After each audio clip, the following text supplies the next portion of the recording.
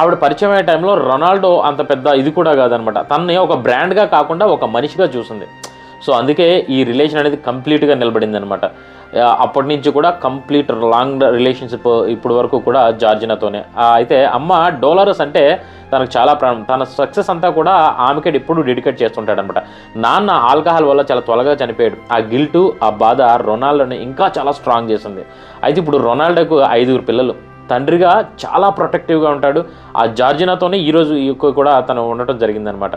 అయితే ఒకప్పుడు ఒక స్వీపర్ కొడుకు ఈరోజు ప్రపంచం మొత్తం ఆస్తులు ఆయనవి, వేల కోట్లలో ఇల్లులు కానీ ఇవన్నీ కూడా ఉన్నాయి.